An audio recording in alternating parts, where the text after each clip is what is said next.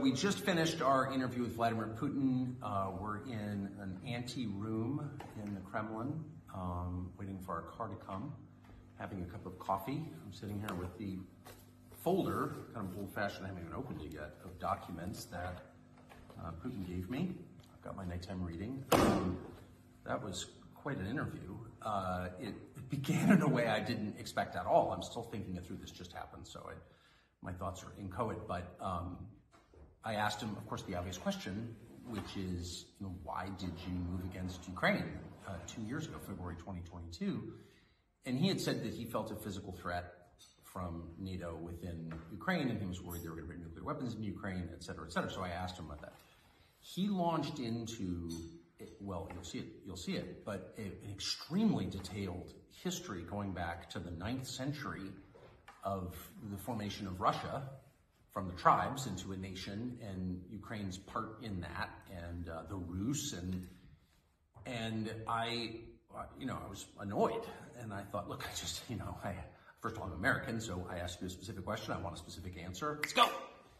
And he wouldn't, and so I pushed him, and he got annoyed, and I was annoyed, and I thought he was filibustering, and maybe he was to some extent, but I concluded after watching all this, no, that was his answer, or that was the predicate to his answer. The history of the area and the formation of his country and the connection to Ukraine is like the basis, or part of the basis, for his Ukraine policy. So it was really interesting. Got much more interesting once I realized what this was, which is a window into how he thinks about the region. So we're back in the hotel room. It's, I don't know, probably around 10 o'clock at night. We were there for almost 5 hours in the Kremlin, which is quite an experience if you've read about the Kremlin your whole life, as I have.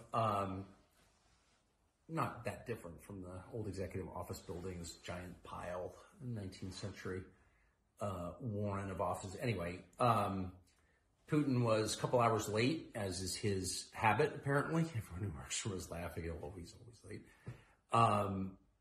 But that, I'm not exactly sure what I thought of the interview. It just happened. It's probably going to take me a year to really decide what that was.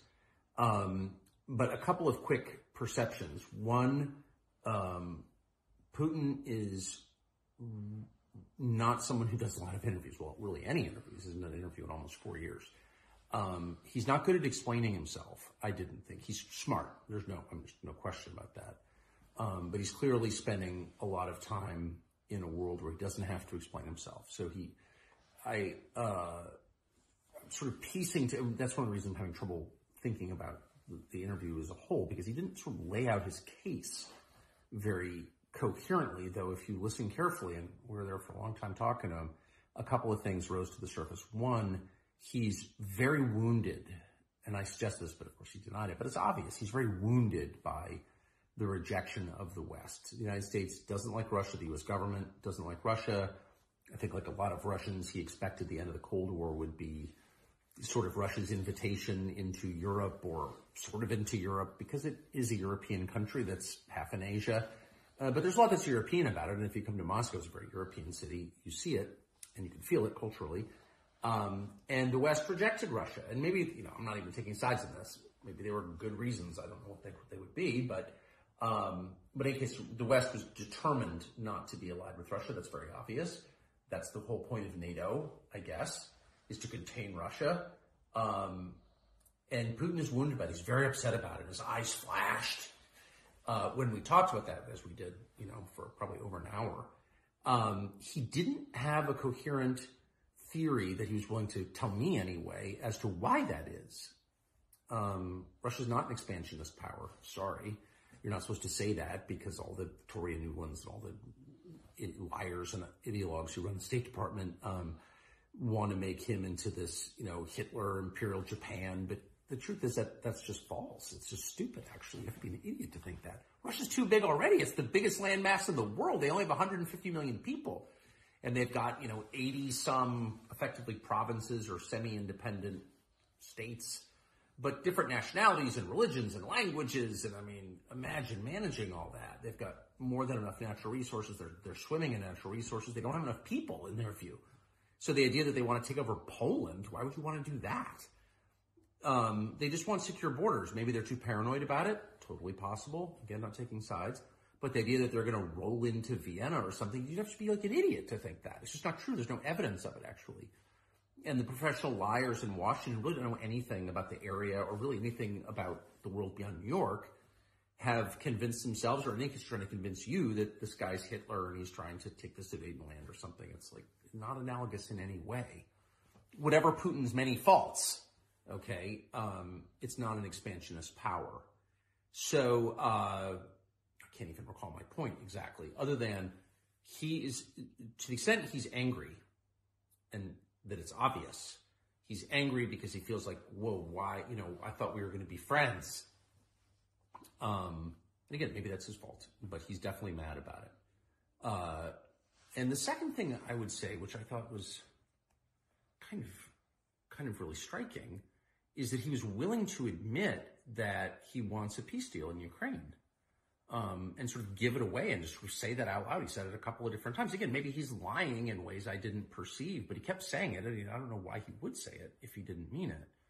And of course, there is, as a matter of fact, there is evidence overwhelming that there was a peace deal or part of a peace deal at the beginning of peace talks, a settlement of some sort on the table a year and a half ago, that the former Prime Minister of Great Britain, Boris Johnson, scuttled on behalf of the Biden administration and convinced Zelensky and the Ukrainian government not to enter into these talks. I mean, that's kind of an established fact.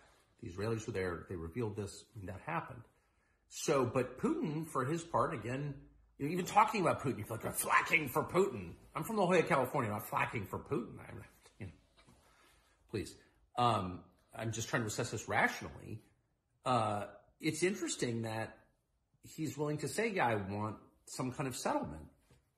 And the final thing I'll say is that if you're wondering who the lunatics are, U.S. officials have said on the record and have said to me, and are telling a bunch of people that part of the terms have to be Russia giving up Crimea.